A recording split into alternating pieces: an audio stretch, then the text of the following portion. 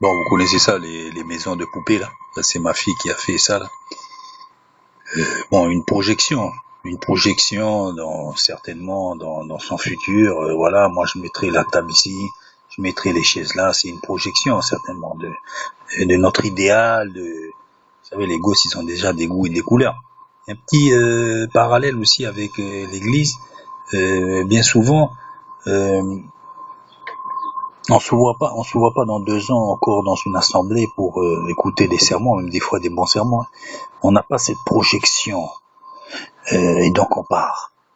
Quelque part, c'est normal. Je vois pas pourquoi quelqu'un resterait dans une assemblée où visiblement il y a aucun avenir. Hein. Donc je parle de n'abandonnez pas votre assemblée. Oui, quand c'est vraiment notre assemblée, quand vraiment c'est une assemblée digne de ce nom. Une assemblée, ça veut pas dire seulement un groupe de personnes, mais quelque chose qui est de l'entraide.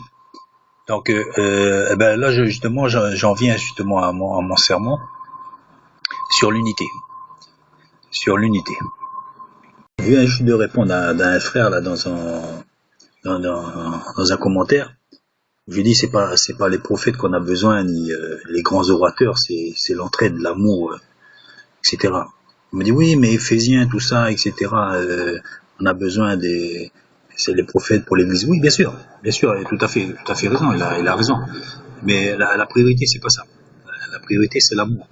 La priorité c'est l'amour. Donc quand on a l'amour,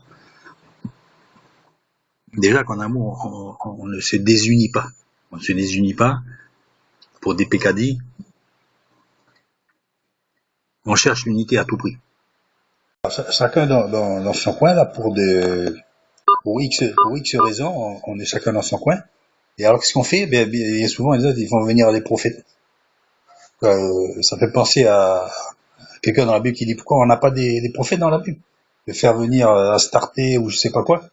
On n'a pas un Dieu en Israël, ben c'est pareil. Alors, comme on met la charrue avant les bœufs, mais la charrue avant les bœufs, ça veut dire au lieu d'être unis, parce qu'à partir du moment où on est unis, ces choses-là vont venir. Ils vont venir. Dieu suscitera déjà lui-même des gens qu'il mettra dans l'assemblée, de par justement notre comportement, notre union, etc., notre amour. Mais en plus, il suscitera évidemment bien souvent les prophètes et tout ce que l'Église a besoin. Mais rappelons-nous une chose, c'est que c'est pas le prophète le plus grand. Le plus grand, c'est celui qui a de l'amour. Celui-là qui a de l'amour, c'est lui le plus grand. Et tu vas pas faire des prophéties, j'allais dire, fracassantes, ou quoi que ce soit, ou des révélations tonitruantes. Non. Peut-être bien souvent, ça sera même comme la pauvre vieille qui sera dans le temple et qu'on ne remarquera pas, ni même son offrande d'ailleurs, car elle aura donné moins, mais pourtant c'est elle qui sera plus dans le vrai. Donc, alors on est chacun désunis et en plus on a chacun donc évidemment comme on est désunis, on n'a pas assez de moyens financiers déjà et donc on peut pas aider et son prochain. Quand on est désunis, donc on peut pas, par exemple, je vois des multitudes de groupes là de 10, 20 personnes. Donc, quel moyen vous voulez qu'ils aient? Bon, le peu de ressources qu'ils ont, des fois c'est pour le pasteur, une pièce pour le pasteur, tout, mais ça fait entre guillemets ridicule, quoi. Y a-t-il plusieurs corps du Christ? Évidemment non. Il y a un seul corps du Christ. Réalisons-nous que nous serons dans le même lieu au ciel, dans le même corps du Christ. Et pourquoi aujourd'hui on serait divisé? Pour quelle raison? Pour des pécadilles. Je pense qu'on donne là un mauvais témoignage déjà nous-mêmes, un vrai témoignage. Et dans ces conditions-là, Dieu ne pourra pas travailler comme il le veut. Il ne pourra pas travailler. Vous savez, on peut mettre Dieu à sa sauce. On peut le mettre à la sauce. C'est pour ça qu'il y a beaucoup de religions. Ils mettent Dieu à toutes les sauces. À toutes les sauces, vous voyez, toutes les religions, c'est Dieu à toutes les sauces. C'est ça. Mais Dieu, il est où là-dedans? C'est pour ça qu'un jour, il va dire, mais je vous ne connais pas. Les gens, ils vont s'évertuer à dire, Seigneur, on a fait ci, on a fait ça, on a fait nana. Je vous connais pas. C'est ça le problème. C'est ça le hic. On fait faire l'église à notre sauce. Ce qu'on doit chercher, c'est l'unité. Que chacun ait des cellules. Bon, je dis pas oui, je dis pas non, je sais pas. Mais comment une fois par mois, une fois de temps en temps, on aille voir nos frères. Voilà, on vient, bon, écoute, c'est pas qu'on est d'accord avec vous, mais on, on veut être unis parce qu'on est des frères. Voilà, ça c'est quelque chose de bien. C'est quelque chose de bien, même les cathos. On peut lui dire, voilà, monsieur le curé, euh, voilà, bon, on va pas l'appeler mon père parce qu'on sait très bien que, mais c'est pas une raison pour se diviser. Écoute, mon frère ou monsieur le curé, bonjour, on va faire une réunion avec vous. Vous savez, on n'est pas du tout d'accord avec votre doctrine sur la Vierge Marie, comédiatrice, etc. Mais on va venir quand même parce que vous disiez des choses, vous dites des choses intéressantes quand même dans vos sermons. C'est vrai, il y a des choses intéressantes. Des fois, j'écoute à la télé, mais voilà, mais on a un principe d'unité, puis on vient pas pour devenir catholique, mais parce que nous faisons partie de la seule corps, du même corps, le corps de Christ. Voilà, c'est tout, simplement. À force d'être divisé, qu'est-ce qui se passe? Alors on regarde, chacun regarde, peut regarder à la télé. Si on va par là, dans 10 ans, tout le monde n'ira plus à la messe, chacun regardera Dieu à la télé. Hein? Et, et c'est pour ça que c'est un parallèle avec Dieu dans la société, ou la société qui devient une église, parce que déjà elle a des valeurs chrétiennes qu'elle a inculquées déjà, qu'elle a, qu'elle a, qu'elle a mis déjà dans ses pratiques, déjà du fait même au tribunal, des notions de justice, des notions de etc., de remboursement. Il y a beaucoup de choses qui sont passées. Et alors déjà, si nous on est désunis là, bah, c'est fini quoi. On ouvre la télé, on écoute un sermon, terminé. Mais il est où l'action de partage? Il est où l'action de partage, de communion entre nous? Et c'est ça qu'il faut. Donc il faut chercher l'unité. Alors nous on met la charrue avant les bœufs. Alors il y a des églises, qu'est-ce qu'ils font? Ils vont louer des salles d'hôtel. C'est facile, hein, on peut le louer. Ou des salles d'hôtel qui sont un peu plus fortunées, faire venir des gens de l'étranger, et après on fait un peu de pub et puis ça y est. Donc ça c'est faisable. Mais la volonté de Dieu, elle est où là-dedans? Et moi je pense que la volonté de Dieu, elle est dans l'unité. Ça viendra après. Il dit oui, les prophètes, c'est fait pour l'église. Bien sûr que c'est fait pour l'église. Mais nous on met la charrue avant les bœufs. La première mission de l'église, c'est l'unité et l'amour réciproque les uns vers les autres. Je l'ai dit clairement, l'église elle se fait dépasser déjà par les institutions laïques. Et déjà, vous avez vu beaucoup de la Croix-Rouge ou bien l'assistance sociale. Ils font beaucoup de choses. Des choses qui étaient dévolues à l'Église avant, si on peut dire ça. C'était la charité. Hier, je voyais ce matin de bonheur d'ailleurs, dans Jacques, euh, voilà, la religion de s'occuper des veuves et des orphelins. Et voilà, donc c'est la charité. Et on peut rajouter encore de s'occuper les uns des autres. Les uns des autres. Ben, quand le petit doigt il a mal, on fait quoi? On va prendre un pansement.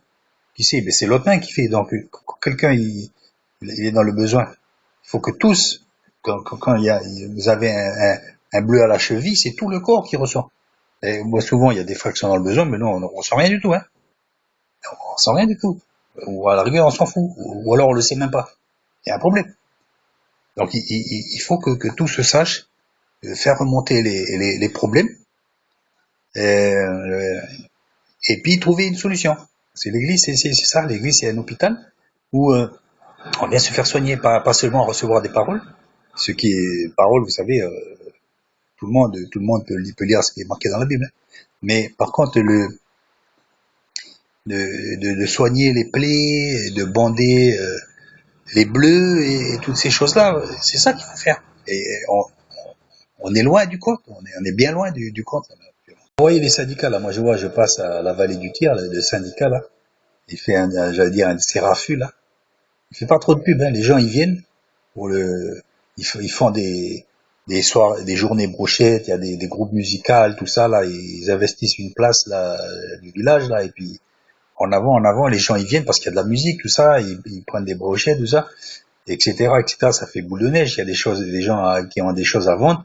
Et après quoi, pour le profit du Vanuatu là qui a été sinistré dernièrement, ils font des dons là. Et donc ils envoient des conteneurs même en brousse des fois parce qu'il y a il y a eu des sinistrés de par la rivière, etc. Ils font des choses comme le Secours catholique qui envoie des camionnettes en brousse et par là avec du secours. C'est ça le but de l'Église, c'est ça. pour se gargariser entre nous, ça va pas aller loin, quoi. Ça va pas aller loin. Le but de l'Église, c'est pour agir, pour agir. N'oublions pas les paroles que nous édiquent dans les derniers temps, et je pense qu'on y est déjà maintenant, que plus personne n'enseignera à son prochain.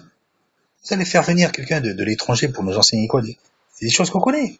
Ou alors il va nous faire voir les choses d'un autre jour et tout ça, mais enfin on connaît quoi. On connaît, on peut tourner dans le même sens, ou faire des phrases qu'on n'a pas l'habitude d'entendre, mais c'est toujours pareil, c'est toujours le même message. Mais l'action, c'est l'action qu'il faut faire. On n'a pas besoin des gens de l'extérieur, nous-mêmes ici, on n'est pas capable. On n'est pas capable. On est capable. On est capable. Donc, ça va faire polluer encore la planète de faire venir un avion avec le COD, donc on va participer à la pollution, quoi. Non. On a ce qu'il faut ici, mais ce qui nous manque souvent, c'est la volonté.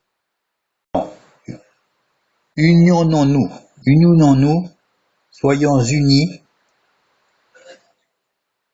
Et ensuite, déjà, de fait de notre union, on aura plus de moyens. On aura plus de moyens. Donc, si par exemple les 50 églises qui sont dans notre commune là se réunissent, donc automatiquement on aura plus de moyens, c'est logique. Et ces moyens, ça sera faire quoi? C'est pas pour engraisser des mercenaires de 100 kilos ou 150 kilos. Une part significative sera alors destinée aux œuvres, parce que dans la ville il y aura beaucoup d'œuvres, il y a beaucoup d'œuvres. Et donc on entendra parler de nous. On entendra parler de nous. Bien souvent, on passe à côté des endroits, on dit tiens, oui, il y a une église avant. On devient insignifiant de par nos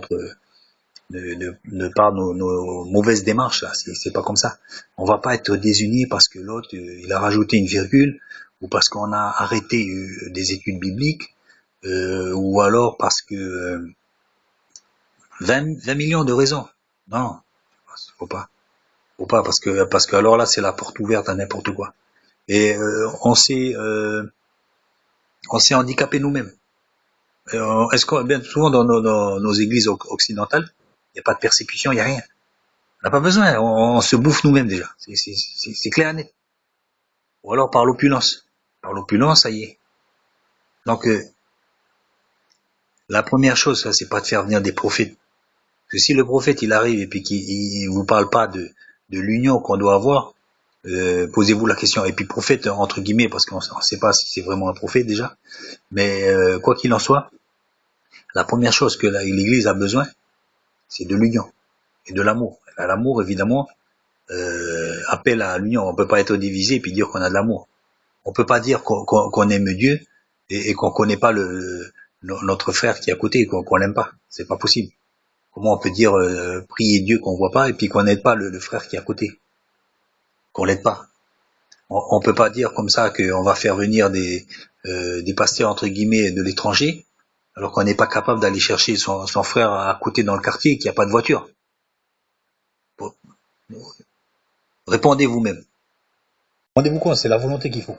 Que des gens les syndicats ou des associations laïques, ils nous ont dépassés, mes frères, ils nous ont dépassés. Et nous, on est là à essayer de nous diviser de plus en plus, parce qu'on pense avoir un discours de plus en plus dans la vérité. Et en fait, en voulant être de plus en plus dans les vérités, on devient de plus en plus esselé. C'est simple, hein. C'est simple, vous n'avez pas besoin d'étudier encore 50 ans la Bible pour comprendre ces choses, hein.